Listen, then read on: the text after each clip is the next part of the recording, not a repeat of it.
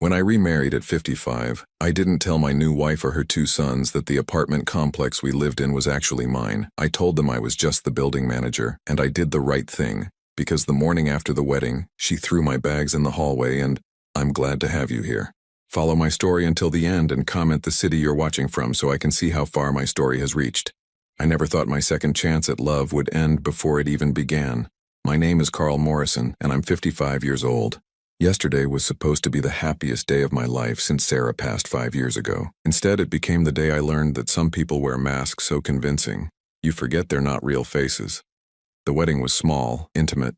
Just Mallory, her two sons Jake and Derek, and a handful of close friends in the community room of Morrison Garden Complex, the apartment building where we all lived. I had been the building manager there for what everyone believed was 6 years. Ever since I moved into apartment 1A after Sarah died. What they didn't know, what I had carefully hidden from everyone including Mallory, was that I owned the entire complex. Mallory Chen was 47 with dark hair that caught the light just right and a smile that seemed to reach all the way to her eyes. We had been together for 2 years and I thought I knew her completely. She moved into apartment 4B 3 years ago, a single mother struggling to make ends meet after a difficult divorce. At least, that's what she told me. I watched her juggle 2 part-time jobs, always worried about the monthly rent of $1,200, always grateful when I could give her a small break on utilities or maintenance fees. I fell in love with her strength, her resilience, the way she never complained despite carrying so much weight on her shoulders. When she looked at me, I didn't feel like a grieving widower anymore. I felt like Carl again, not just the shadow of the man Sarah had loved. Our wedding day was perfect. Mallory wore a simple cream dress that made her look radiant. Jake, 24 and always a bit rough around the edges, actually wore a tie. Derek, 22 and usually glued to his phone, put it away for the ceremony. They walked her down the aisle together, and for a moment I believed we were becoming a real family. "Do you, Carl Morrison, take Mallory Chen to be your lawfully wedded wife?" the officiant asked. "I do," I said, looking into her eyes and seeing what I thought was forever. When she said her vows, her voice trembled slightly. "Carl, you've given me stability when I had none, love when I thought I'd never find it again. You've been my anchor."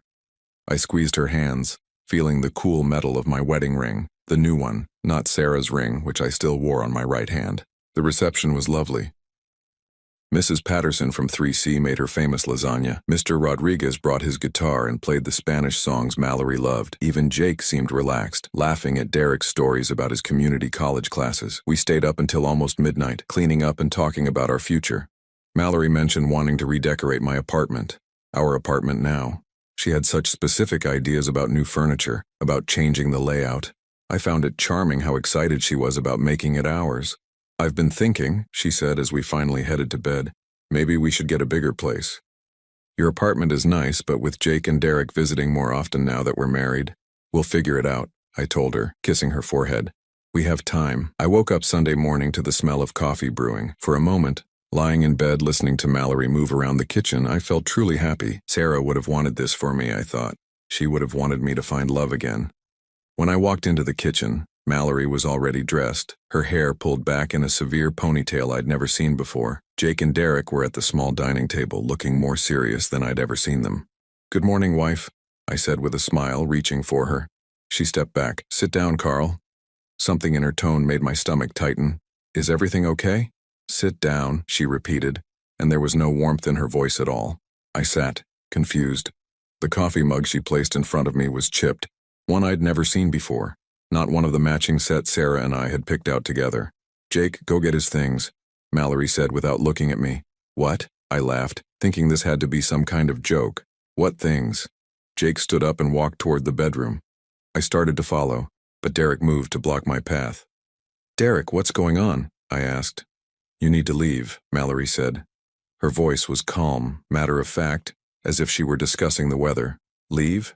This is my apartment. This is my home." She turned to face me then, and the woman looking back at me was a complete stranger. The warmth was gone, the gentle smile, the soft eyes that used to crinkle when she laughed. This woman was cold, calculating. "Not anymore," she said. "We're married now. This apartment comes with the marriage, and the marriage comes with conditions." "What are you talking about?" Jake returned carrying a suitcase, my suitcase, hastily packed with what looked like random clothes. "Here's his stuff." "This is insane," I said, standing up so fast the chair scraped against the floor. Mallory, talk to me. What's happening here? What's happening, she said, crossing her arms, is that you're leaving. This apartment is too small for all of us, and since you're just the building manager, you can find somewhere else to live, maybe one of the smaller units. Just the building manager? The words felt strange in my mouth. Jake and Derek need stability. They're young men trying to build their futures. You're 55 years old with a maintenance job. This isn't really about you anymore. I stared at her, trying to find any trace of the woman I'd married less than 24 hours ago. You can't be serious. I'm completely serious. She walked to the door and opened it. Your things are packed. There's the hallway. Derek picked up the suitcase and set it outside the door. The sound it made hitting the hallway floor echoed through the building. Mallory, I said, my voice barely above a whisper. We just got married yesterday. Yes, she said, and now we're married, which means I live here, and you live somewhere else. This doesn't make any sense. You love me. You said you loved me. Something flickered across her face then, and for just a moment, I thought I saw a crack in the mask, but it was gone as quickly as it appeared. Love is a luxury, Carl. Security is a necessity. Jake pushed past me toward the door. Come on, man. Don't make this harder than it has to be. I looked at Derek, hoping to find an ally. He wouldn't meet my eyes. If you don't leave now, Mallory said, I'll call the building owner and tell them you're harassing tenants. The irony of that threat hit me like a physical blow. Call the building owner, if she only knew. I walked toward the door on unsteady legs. In the hallway, Mrs. Patterson was getting her mail. She looked at me with confusion and concern. Carl, what's going on? I'm not sure, I said honestly. Mallory appeared in the doorway. Carl's moving to a different apartment, she announced cheerfully. Newlywed adjustments, you know how it is. Mrs. Patterson looked between us, clearly sensing something was wrong but not knowing what to say. I picked up my suitcase, its weight feeling heavier than it should have. As I walked toward the elevator, I heard the door to what had been my apartment, my home, close firmly behind me. Standing in that hallway, holding a suitcase full of hastily packed belongings, I felt like I was living in some kind of nightmare. This was my building. These were my tenants. This was my life, and somehow in the space of 12 hours, it had been taken away from me by the woman I thought loved me. But as I pressed the button for the elevator, something Sarah used to say came back to me. Sometimes people show you exactly who they are, Carl. The question is whether you're paying attention. I was paying attention now. And as the elevator doors opened, I realized that Mallory had just made the biggest mistake of her life. She had no idea who she was really dealing with. The spare apartment in the basement wasn't much. Just a small studio I kept for emergencies. But it gave me a place to think. From my window, I could see directly into the building's courtyard where Sarah's rose bushes still bloomed. She had planted them our first spring here, white roses that reminded her of her grandmother's garden in Ohio. I sat on the narrow bed, still wearing yesterday's wedding clothes, trying to make sense of what had happened. The woman who had thrown me out of my own apartment wasn't the same woman who had cried during our first dance 2 nights ago. That Mallory had been gentle, grateful, vulnerable. This Mallory was someone else entirely. My phone buzzed with a text message. It was from Mallory. Don't try to come back up here. We need space to adjust to married life. I stared at the message, noting how she said we, meaning her and her sons. I wasn't part of the we anymore, apparently. I was just an inconvenience to be managed. But something about this whole situation felt wrong beyond just the shock of it. Mallory's transformation had been too complete. Too immediate. People don't change that dramatically overnight, not unless they were never who they claimed to be in the first place. I pulled out my laptop and did something I probably should have done 2 years ago. I started researching. Mallory Chin, age 47, divorced. The basics I already knew were accurate. But as I dug deeper, a different picture began to emerge. Her ex-husband hadn't left her financially desperate as she'd claimed. According to the divorce records I found, she'd received a settlement of nearly $200,000 plus monthly alimony of $3,000. $3,000 a month. That was more than double what she told me she made from her 2 part-time jobs combined. Yet she'd consistently struggled to pay her $1,200 rent, often asking for extensions, sometimes paying in cash with apologetic explanations about banking delays. I kept digging. Her previous address before moving to my building wasn't a small apartment in a rough neighborhood, as she'd told me. It was a 3-bedroom house in Westchester County. Property records showed she'd sold it for $420,000 just 6 months before moving into apartment 4B. My hands were shaking as I scrolled through more information. This was a woman who had received nearly $620,000 in cash from her divorce and house sale. She wasn't broke. She hadn't been struggling. She had been lying to me for 2 years, but why? A knock on my door interrupted my thoughts. I opened it to find Derek standing in the hallway, looking uncomfortable. "Hey, Carl," he said, not quite meeting my eyes. "Derek." I stepped back to let him in, curious about what he wanted. He looked around the small basement apartment, taking in the bare walls and single bed. "This is pretty rough, man." "It's temporary," I said, though I wasn't sure yet what permanent was going to look like. "Look," Derek said, sitting on the edge of the bed. "I wanted to talk to you about yesterday, about what happened upstairs." I waited. "The thing is," he continued, "Mom's been planning this for a while." The words hit me like ice water. "Planning what exactly?" Derek shifted uncomfortably. "The whole marriage thing. She's been, I don't know how to say this without sounding awful, but she's been planning to get you out of that apartment." "Why?" "Because she wants to bring her boyfriend to live there." I blinked. "Her what?" "She's been seeing this guy Marcus for about 8 months. He lives in California right now, but he's moving here. She needed a bigger place for all of us. Her, me, Jake, and Marcus." My mouth felt dry. 8 months? Yeah. She met him online. He's got money. Owns some kind of tech business. "She's been planning to divorce you right after the wedding and keep the apartment." The room started spinning slightly. "Divorce me and keep my apartment?" "Well, yeah. I mean, if you're married and living there together, she'd have rights to it in a divorce, wouldn't she?" That's what she figured anyway. I sat down heavily in the room's single chair. Mallory had married me planning to divorce me immediately. She'd never loved me. She'd never even seen me as a person, just as an obstacle to getting what she wanted. "Derek," I said slowly, "why are you telling me this?" He rubbed the back of his neck. "Because I like you, Carl. You've been good to us, and because what she's doing, it's not right. She made me and Jake promise not to say anything, but I couldn't just watch her do this to you." "What about Jake?" "Jake knows about Marcus too, but he's all in on Mom's plan. He thinks it's smart, getting you out and getting a bigger place." Derek paused. "He doesn't really think about how it affects other people." I nodded, absorbing this information. "So the whole relationship, the whole thing where she seemed to care about me." "She's good at that," Derek said quietly. "She did the same thing with my dad before she left him. And there was another guy after Dad. Before she met you. She knows how to make men feel like they're the most important thing in the world. Until they're not useful anymore." "Yeah." We sat in silence for a moment. Outside, I could hear normal sounds of the building. Mrs. Patterson's television, Mr. Rodriguez practicing his guitar. Life going on as if my world hadn't just collapsed. "Derek, does she know anything about my finances? About how much money I have?" He shook his head. "She thinks you're basically broke, just a building manager making like $2,500 a month. She figured even if you got half the apartment in a divorce, she'd buy you out with Marcus's money." "I see." "Carl," Derek said, standing up, "I should probably go before Mom notices I'm down here. But I wanted you to know that this whole thing wasn't about you not being good enough or anything. She never really gave you a chance." After he left, I sat alone in that basement apartment, staring at my laptop screen. The research I'd done, combined with Derek's confession, painted a clear picture. Mallory wasn't a struggling single mother who'd found love again. She was a predator who specialized in targeting vulnerable men, and she had picked the wrong target. I opened my desk drawer and pulled out a folder I'd hoped I'd never need.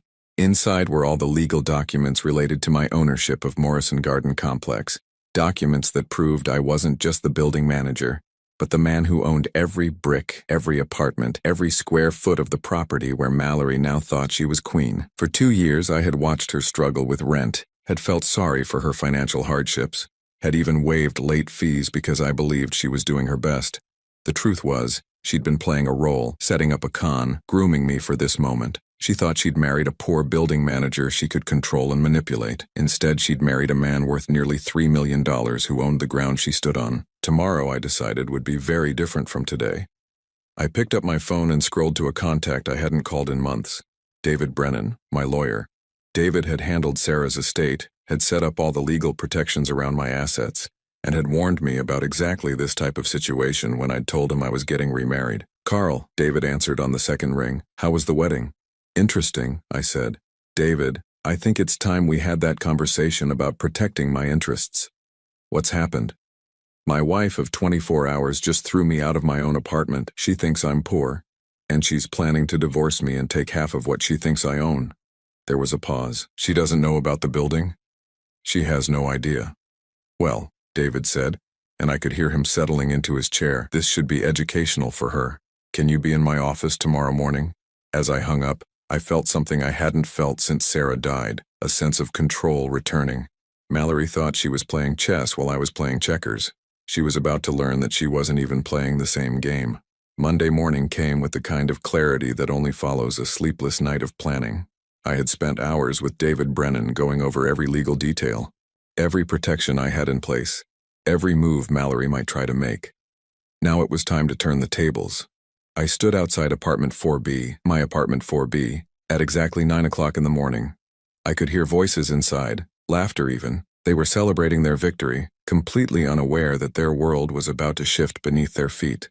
I knocked firmly on the door. Just a minute, Mallory's voice called out, bright and cheerful in a way that made my skin crawl.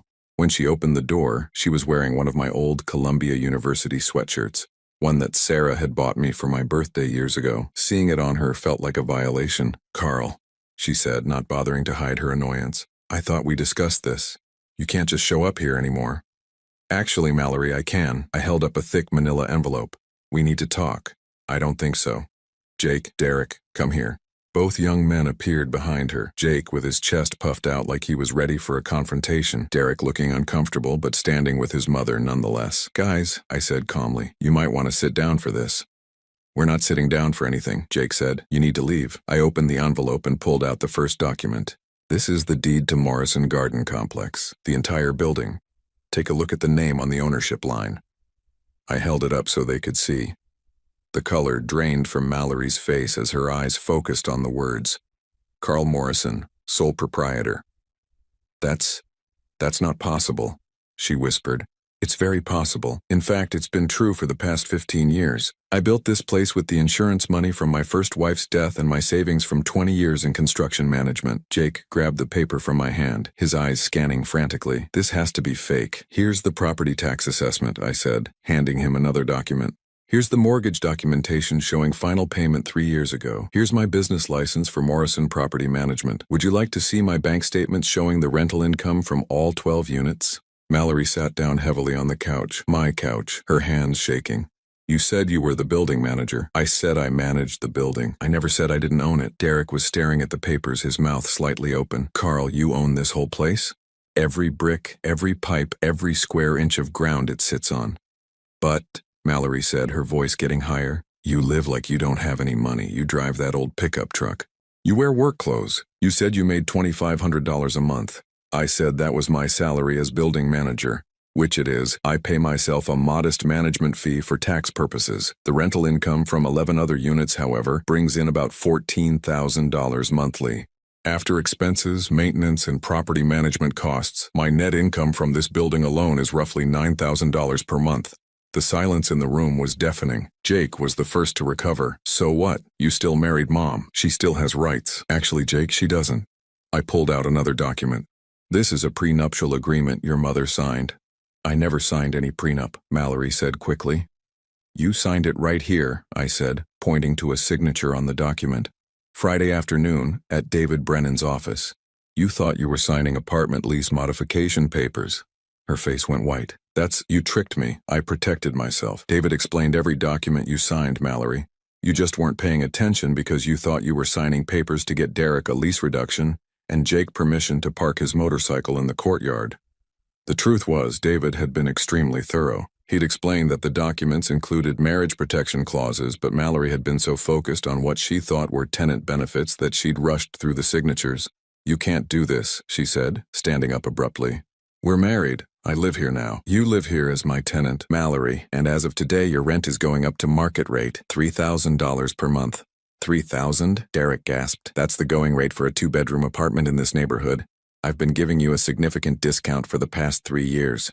Jake stepped toward me, his hands clenched into fists. "You son of a—" "Careful, Jake," I said calmly. "You're in my building talking to your landlord, and based on what Derek told me yesterday about your mother's boyfriend Marcus, you've been planning this little scheme for quite some time." Mallory's eyes snapped to Derek. "What did you tell him?" Derek looked miserable. "Mom, I couldn't just watch you do this to him." "You told him about Marcus?" Her voice was deadly quiet. "Among other things," I said. "I also know about your divorce settlement, Mallory. The $200,000 you received, the $3,000 per month in alimony, the $420,000 you got from selling your house in Westchester."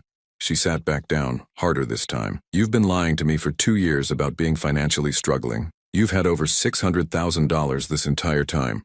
You weren't a struggling single mother. You were a woman running a long con." "I never," she started, but I held up my hand. "I have your financial records, Mallory. I know about the rental property you own in Albany that brings in $1,800 monthly. I know about the investment account with Merrill Lynch that has a current balance of roughly $460,000. I know you're not poor, and I know you never were." Jake slammed his fist on the coffee table. "So what's your point, old man?" "My point is that your mother married me under false pretenses, planning to divorce me and steal my assets. What she didn't count on was that I'm not the naive widower she thought I was." I pulled out my phone and opened the security camera app. "I also know that Marcus flew in from San Francisco yesterday and spent the night in apartment 2C, Mrs. Chen's place, because your mother arranged for him to stay there while she figured out how to get rid of me permanently." Mallory's face crumpled. "How do you know that?" "Because I own the building. Mallory, I have security cameras in every hallway, every entrance, every common area. I've watched Marcus come and go 3 times in the past 6 months during what you told me were weekend visits to your sister in Connecticut." I scrolled through the camera footage on my phone, showing her clear images of a tall man with dark hair entering and leaving the building, sometimes with overnight bags, always when I was supposedly away on building maintenance trips. "You've been planning this for months, the marriage, the immediate divorce, taking half of what you thought I owned. You figured I was a simple building manager with maybe 40 or 50,000 in savings, and even half of that would be worth it for a few months of pretending to love me." Derek was staring at his mother with an expression I'd never seen before, disgust mixed with disappointment. "The problem with your plan," I continued, "is that you're not divorcing a poor building manager. You're divorcing a millionaire who owns property, investments, and enough liquid assets to make your little inheritance look like pocket change." "How much?" she whispered. "Including this building, my investment portfolio, savings, and other real estate holdings, just over $2,800,000. Jake dropped into a chair. Derek sat down slowly on the couch beside his mother. "But here's the beautiful part of all this," I said, pulling out the final document from my envelope. "Because you signed that prenuptial agreement, and because you've committed marriage fraud by entering into our marriage with the premeditated intent to divorce me for financial gain, you're not entitled to a single penny." Mallory looked at the document in my hands. "What is that?" "Divorce papers. I filed them this morning. Grounds, fraud, deception, and breach of marital contract. David assures me that, given the evidence of your premeditation and your false claims about your financial status, this will be processed quickly and in my favor." She started crying then, but they weren't the gentle tears I'd seen during our relationship. These were harsh, angry sobs of someone whose plans had completely fallen apart. "You can't do this to us," she said through her tears. "We have nowhere to go.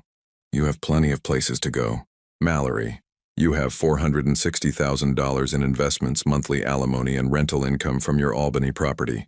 You're not homeless. You're just not getting my money on top of your money." "What about Jake and Derek?" I looked at both young men. Derek met my eyes with what looked like relief. Jake was staring at his hands. "Derek can stay if he wants.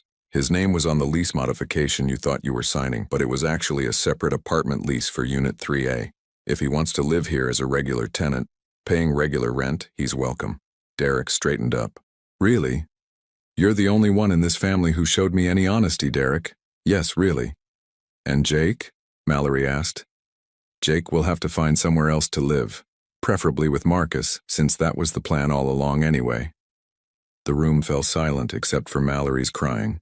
"You have 30 days to vacate apartment 4B, I said. "That's more generous than I need to be, but I'm not heartless, I'm just not stupid." As I walked toward the door, Mallory called out behind me, "Carl, wait, we can work this out. I made mistakes, but we can fix this." I turned back to look at her one last time. "Mallory, you didn't make mistakes. You made choices. You chose to lie to me for 2 years. You chose to marry me, planning to divorce me immediately. You chose to see me as nothing more than a mark in your con game. I never. You did. And now you're facing the consequences of those choices." I opened the door and stepped into the hallway, then turned back. "Oh, and Mallory, Marcus should find a different place to stay tonight. Mrs. Chen's lease has a strict no overnight guests policy that I'll be enforcing starting immediately. As I walked down the hallway toward the elevator, I could hear raised voices behind me, Jake's angry shouts, Derek trying to calm everyone down, and Mallory's continuing sobs. For the first time since Saturday, I felt like myself again. The game was over, and I had won. I thought revealing the truth would be the end of it. I was wrong. Tuesday morning, I woke up in my basement apartment to the sound of my phone ringing insistently. David Brennan's name flashed on the screen. "Carl, we have a problem," he said without preamble when I answered. I sat up in bed, instantly alert. "What kind of problem?" "Your wife filed her own divorce petition yesterday afternoon. She's claiming you defrauded her by hiding your assets and that the prenuptial agreement should be voided because you obtained it through deception." I felt my stomach drop. "Can she do that?" "She's trying. Her lawyer is arguing that you deliberately misrepresented yourself as a poor building manager to trick her into signing papers she didn't understand. They're asking for temporary spousal support, half of all marital assets, and exclusive use of the apartment during the divorce proceedings." "Exclusive use of my apartment? It gets worse, Carl. They filed an emergency restraining order claiming you threatened them yesterday during your confrontation. According to their filing, you became violent and intimidating when they refused to leave." I was fully awake now, anger coursing through my veins. "That's completely false." "I know, but the family court judge granted a temporary restraining order pending a hearing. You're not allowed within 500 feet of apartment 4B or any member of the Chen family. This is insane. It's my building. I know. We'll fight it, but for now, you need to stay away. Any violation of that restraining order could result in your arrest. And that would hurt our case significantly." After hanging up with David, I sat in my small apartment trying to process what was happening. Mallory wasn't just fighting back, she was escalating. She was using the legal system to try to take everything from me while painting herself as the victim. But if she wanted to play dirty, she had picked the wrong opponent. I spent the morning researching Mallory's new lawyer, Patricia Valdez. She specialized in high-asset divorces and had a reputation for aggressive tactics on behalf of female clients. Her website featured testimonials from women who had gotten what they deserved from wealthy ex-husbands. She was expensive, but she was good. The question was, how was Mallory paying for her? By noon, I had my answer. A quick check of public records showed that Mallory had taken a cash advance of $50,000 against her investment account the day after our wedding. She had been planning this legal battle before she even threw me out of the apartment. My phone buzzed with a text message from Derek. "Can we talk? Not about the legal stuff, about something else." I called him immediately. "Derek, I can't come to the building. There's a restraining order." "I know. Can you meet me at the coffee shop on Maple Street? It's about Mom and Jake." An hour later, Derek sat across from me in a corner booth at Rossetti's Cafe, looking more tired than I'd ever seen him. His usually neat appearance was disheveled, his eyes red from what looked like a sleepless night. "She's completely lost it," he said without preamble. "What do you mean? Yesterday after you left?" "She went crazy. She started throwing things, screaming about how she was going to destroy you. Jake was right there with her, talking about how they were going to take everything you owned." Derek paused, running his hands through his hair. "But then Marcus showed up." "At the apartment?" "Yeah. And Carl, this guy isn't what she told us he was." I leaned forward. "What do you mean?" "She said he was successful, that he owned a tech company in California. But when I talked to him last night, he let slip that he's actually unemployed. He's been living off unemployment benefits and staying with different women he meets online." My blood ran cold. "Different women?" "He started bragging to Jake about how he's got this system worked out. He finds women online who seem financially stable, convinces them he's successful, then gradually moves in with them. When they figure out he's lying, he moves on to the next one." "And Mallory doesn't know this?" Derek shook his head. "She has no idea. She thinks he's going to help her pay for the legal battle and then they'll live together in your apartment after she wins the divorce." I sat back, processing this information. "Derek, this means your mother is being conned by the same type of person she tried to con." "That's not even the worst part," Derek said. He pulled out his phone and showed me a photo. It was Marcus, but he looked different, thinner, scruffier, clearly older than the polished photos Mallory had shown me. I reverse searched his photo. His real name isn't Marcus Chen, it's Martin Kowalski, and he's got a criminal record. For what? Fraud, identity theft.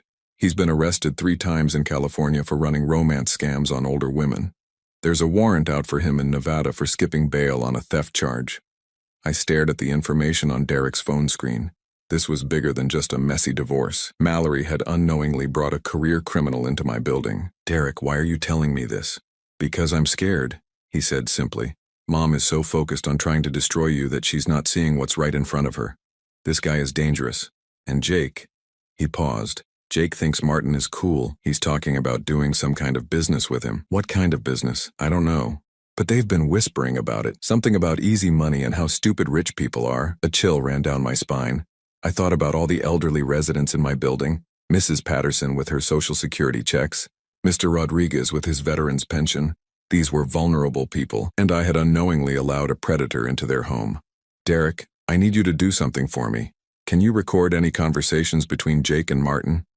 I can try, but Carl, there's something else you need to know. What? Mom cleaned out her investment account yesterday.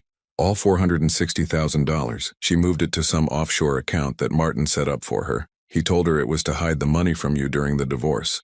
I felt like I'd been punched in the stomach. She moved her entire savings to an account controlled by a man with a criminal record?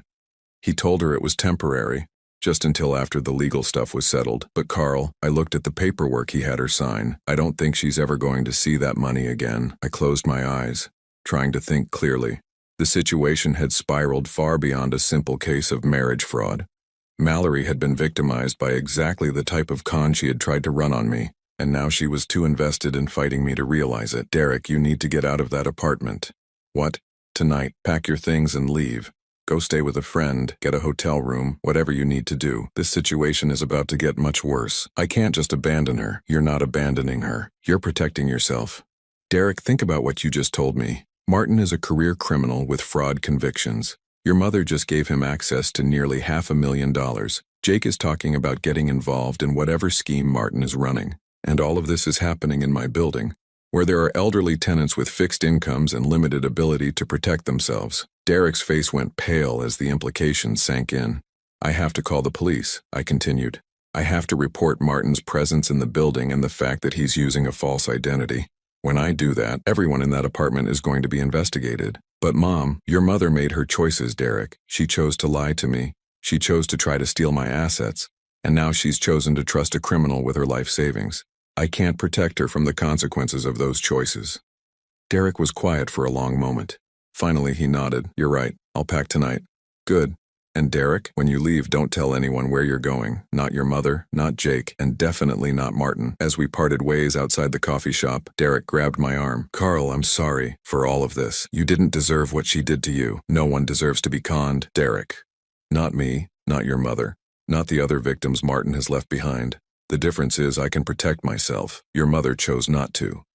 That evening, I sat in my basement apartment with my laptop, compiling everything I knew about Martin Kowalski. Criminal records, arrest warrants, photos, aliases. I had enough information to put him back in prison and I intended to use it. But first I needed to make sure my tenants were safe. I started with Mrs. Patterson, calling her directly. Mrs. Patterson, this is Carl.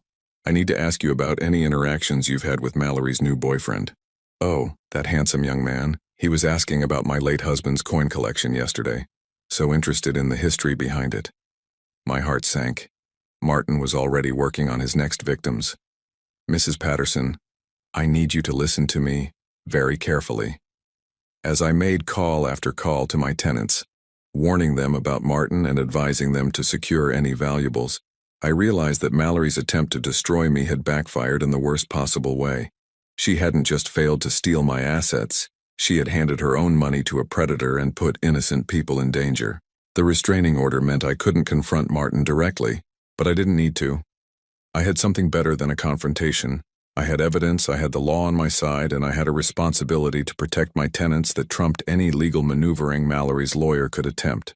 Tomorrow, Martin Kowalski was going to discover that some buildings are harder to break into than others. The call came at 6 in the morning on Wednesday. Mallory's name on my phone screen made my stomach clench, but I answered anyway. Carl.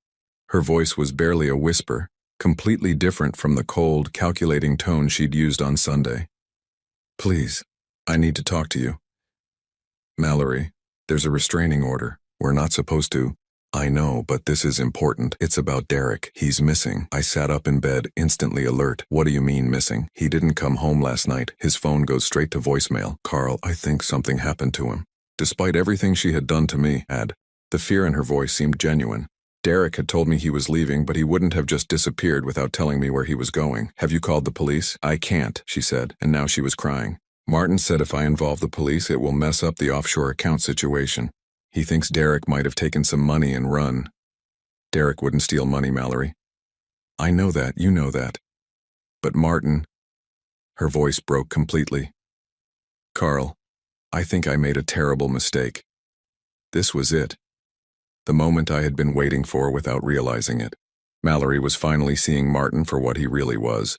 But it might be too late. Where's Martin now? He left early this morning, said he had business to take care of. Jake went with him. Warning bells went off in my head. Mallory, listen to me carefully. You need to get out of that apartment right now. What? Why? Because Martin isn't who he says he is. His real name is Martin Kowalski, and he's a career criminal. Derek found out about his background and was going to warn you. The silence on the other end of the line stretched so long I thought she had hung up. Mallory? That's impossible, she whispered. He showed me his business credentials. His bank statements. They were fake. All of it. Mallory, he's stolen your money. The offshore account he set up, that money is gone. I heard what sounded like something crashing to the floor, then sobbing. My investment account? All $460,000. It's gone. No. No, no, no. She was repeating the word like a mantra, her voice getting higher and more hysterical. He said it was just temporary. He said after the divorce we'd have all your money plus mine.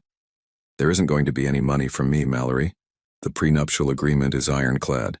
David checked it with 3 different lawyers. But the restraining order was a stalling tactic. Martin probably suggested it, didn't he? To buy him time to clean out your accounts and disappear. Another long silence. He did suggest it, she said finally, her voice hollow. He said it would give us leverage in court. He said it would make you look unstable. Mallory, you need to call the police right now. Report the fraud, report Derek missing, and tell them about Martin's real identity. I can't. If I admit I was trying to steal your money, they'll arrest me too. Better arrested than dead, Mallory. And if Derek is really missing... She started crying again, harder this time. What have I done? What have I done to my sons? For the first time since Sunday morning, I felt a flicker of sympathy for her. Not because of what she had tried to do to me, but because she was finally understanding the true cost of her choices. Mallory, where did Martin and Jake go this morning? I don't know. Martin just said he had to take care of some loose ends. The phrase loose ends sent ice through my veins. Derek wasn't missing. He was a loose end that needed to be taken care of. I'm calling Detective Rodriguez, I said. He handles fraud cases for the Brooklyn PD. You need to be ready to tell him everything. Carl, wait. No more waiting, Mallory. No more games, no more manipulation, no more lies. Derek is missing, Jake is with a dangerous criminal, and you're sitting in an apartment that could be a crime scene. This stops now. I hung up and immediately called Detective Rodriguez, whom I had spoken with the day before about Martin's presence in my building. He answered on the first ring. Carl, I was just about to call you. We found your missing tenant. Derek, is he okay? He's fine. He's at the precinct, actually. He came in voluntarily this morning to report a conspiracy to commit fraud involving his mother and the man you identified as Martin Kowalski. Relief flooded through me, thank God. There's more. Derek recorded several conversations between Kowalski and the older brother, Jake. They were planning to rob some of your elderly tenants. They had detailed information about Mrs. Patterson's coin collection, Mr. Rodriguez's veterans benefits, even Mrs. Chen's jewelry collection. So Derek wasn't missing. He was gathering evidence. Smart kid. He realized his family was in too deep and decided to do the right thing. But Carl, we need to move fast. Our surveillance team lost Kowalski and Jake about an hour ago. They could be coming back to the building. That's what we're thinking. Derek says Jake has a key to the apartment and knows the building layout. If they're planning to hit your tenants, today would be the day to do it. What do you need from me? We need you to stay away from the building until we can apprehend them. I know it's your property, but if something goes wrong and civilians get hurt, I understand. But as I hung up, I realized I couldn't just sit in my basement apartment while my tenants were in danger. Restraining order or no restraining order, I had a responsibility to protect them. I called Mrs. Patterson first. Mrs. Patterson, this is Carl. I need you to listen to me carefully and do exactly what I say. One by one, I called every tenant in the building. I told them to lock their doors, not answer unless they heard my voice specifically, and to call 911 if they saw anyone they didn't recognize in the hallways. Then I called Mallory back. The police know about Martin, I said when she answered. Derek is safe. He's been working with them to gather evidence. He's okay? He's fine, but Jake is still with Martin and they're planning to rob our neighbors. Jake would never. Jake is 19 years old. Mallory. Martin is a career criminal who knows exactly how to manipulate young men into thinking crime is exciting and consequence-free. Your son is in serious danger. I could hear her breathing heavily on the other end of the line. What can I do? When they come back, and they will come back, you need to call Detective Rodriguez immediately. Don't try to stop them. Don't try to talk Jake out of whatever they're planning. Just call the police. I can't turn in my own son. You're not turning him in. You're saving him from making the worst mistake of his life. There was a long pause. Carl, she said finally, I know you have no reason to believe me, but I never meant for any of this to happen. When I started this whole thing, I thought I was just protecting my future. I didn't think about how it would hurt you. You thought I was poor and stupid, so it wouldn't matter. Yes, she admitted quietly. And I was wrong about everything. About you, about Martin, about what was really important. Mallory, your opinion of me isn't what matters right now. What matters is keeping Jake from destroying his life and keeping our neighbors safe. I know. And Carl, thank you. For protecting Derek, for warning me, for not just walking away and letting us all burn. I'm not doing this for you, Mallory. I'm doing it because it's the right thing to do. After I hung up, I sat in my small apartment staring at my phone and waiting. The security camera app on my tablet showed normal activity in the building. Mrs. Patterson checking her mail. Mr. Rodriguez walking his small dog in the courtyard. Then at 2:30 in the afternoon I saw them.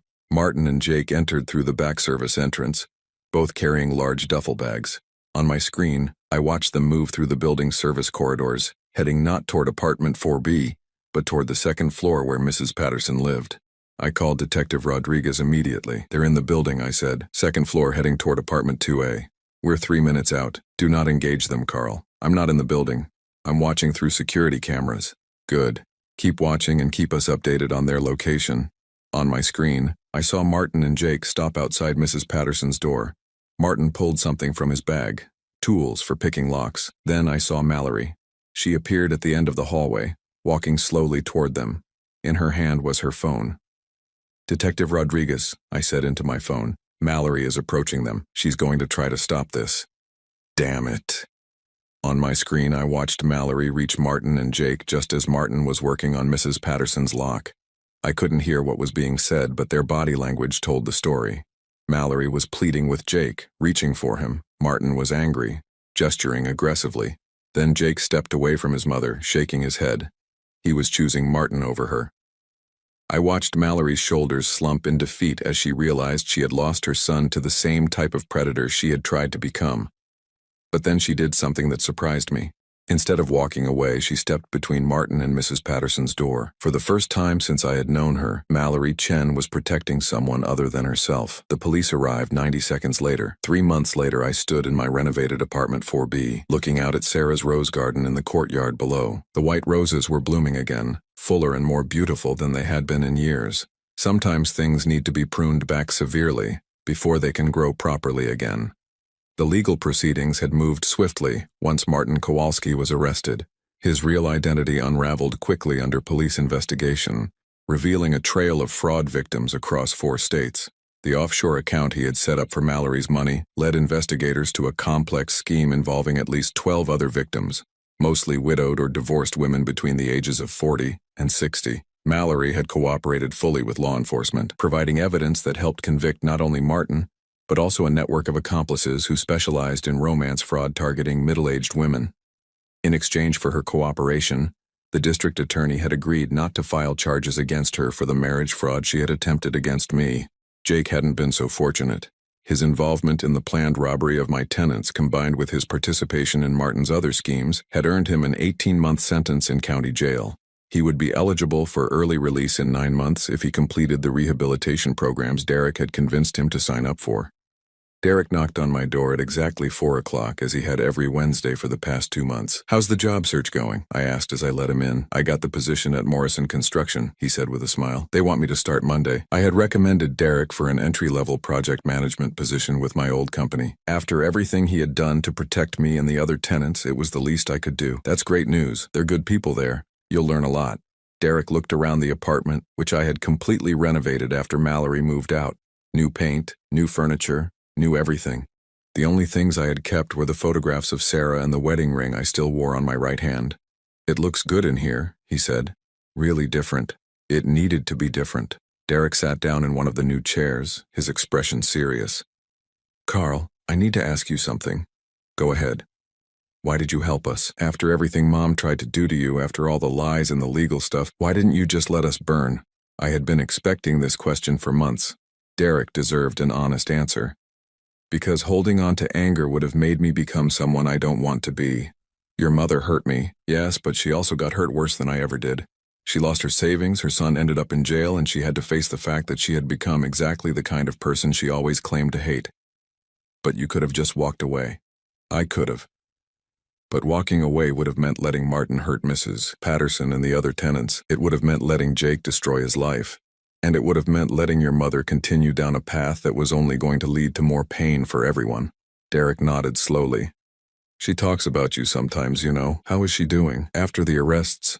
Mallory had moved back to Albany, where she still owned a small rental property. With her investment savings gone and her alimony payments suspended during the investigation, she had been forced to get a job as a receptionist at a dental office. It was the first time in years she had worked a regular job. "She's different," Derek said. "Quieter. She doesn't talk about money all the time anymore. She's been going to some kind of therapy group for people who've been victims of financial fraud." "That's good.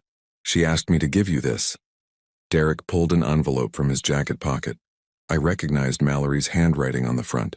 My name, written in careful script. "You don't have to read it now," Derek said, "but she wanted you to have it." After Derek left, I sat with the letter for almost an hour before opening it. When I finally did, it was shorter than I had expected. "Carl, I know there's nothing I can say that will undo what I tried to do to you. I know that apologizing doesn't give you back the trust I broke or the peace I stole from you, but I want you to know that losing everything taught me something important. I spent so many years focused on what I thought I deserved, what I thought I needed to feel secure, that I forgot to pay attention to what I actually had. You were kind to me for 2 years. You were patient with my problems, generous with your time, and gentle with my fears. I had a good man who cared about me, and I threw it away because I wanted more than what we had together. Derek told me that you helped him get his job. Thank you for not punishing my son for my mistakes. I also want you to know that I've been in contact with some of Martin's other victims. We're working together to help law enforcement track down the money he stole. It won't bring back what we lost, but maybe it will prevent him from hurting other women. You deserved better than what I gave you. I hope you find someone who appreciates what a good man you are. Mallory." I folded the letter and set it aside. It was a good apology, honest and without excuses. It didn't change what had happened, but it told me that Mallory was finally becoming the person she could have been all along. That evening, I walked through the building doing my usual maintenance rounds. The hallways were quiet, the tenants safe, the building secure. Mrs. Patterson waved at me from her doorway where she was setting out fresh flowers. Mr. Rodriguez was teaching his grandson to play guitar in the courtyard. Mrs. Chen was tending to the herb garden she had started near Sarah's roses. This was my life now. Not the life I had planned when I married Mallory, but the life I had chosen after I learned who she really was. I was alone again, but I wasn't lonely. I had my work, my tenants who had become like family, and the quiet satisfaction of knowing I had protected the people who mattered to me. As I locked up the building for the night, I thought about the conversation Derek and I had earlier about holding on to anger. The truth was, I wasn't angry at Mallory anymore. I was grateful to her. She had shown me something important about myself. When everything fell apart, when I was tested in ways I had never imagined, I had chosen to be the kind of person Sarah would have been proud of. I had chosen protection over revenge, justice over destruction, and healing over hatred. That was worth more than any amount of money Mallory could have stolen from me. I climbed the stairs to my apartment, stopping as I always did at the window that overlooked the courtyard. Sarah's roses were in full bloom, white petals glowing in the moonlight like small stars against the dark earth. "I think you would have approved," I said quietly to the garden below. The next morning I woke up to sunlight streaming through windows I had opened the night before. For the first time in months I felt truly rested. I made coffee in the kitchen where Mallory had told me to leave, walked out onto the small balcony where she had planned to bring her boyfriend, and looked out at the city I had called home for 15 years. My phone rang. The caller ID showed a number I didn't recognize, but the area code was local. "Hello, Mr. Morrison? This is Janet Coleman from the Brooklyn Community Center. I hope I'm not calling too early." "Not at all. What can I do for you?" I'm calling about the apartment building support program you inquired about last month. We'd like to discuss having you speak to other property owners about protecting elderly tenants from financial fraud. I had almost forgotten about the inquiry I'd made. After everything with Martin, I had contacted several community organizations about creating educational programs for property owners and tenants. I'd be interested in that. Wonderful. Would you be available to meet next Tuesday? We have several other building owners who have expressed interest, and Detective Rodriguez said he might be able to join us to discuss warning signs to watch for. After we set up the meeting, I sat on my balcony finishing my coffee and thinking about the future. For months I had been focused on rebuilding my life after Mallory's betrayal. Now I was ready to think about building something new. Derek stopped by that afternoon with news that Jake had been accepted into the prison's vocational training program. He's learning electrical work, Derek said. He wants to have a real skill when he gets out. That's good. Honest work builds character. Carl, can I ask you something else? Sure. Do you think people can really change? I mean, fundamentally change who they are? I thought about Mallory working as a dental receptionist, attending therapy groups, trying to help law enforcement catch the man who had conned her. I thought about Jake learning a trade in prison, finally understanding that easy money wasn't easy at all. I thought about myself, learning to trust my instincts about people instead of just hoping for the best. I think people can choose to change, I said finally. But it usually takes losing everything they thought they wanted before they figure out what they actually need. What do you need, Carl?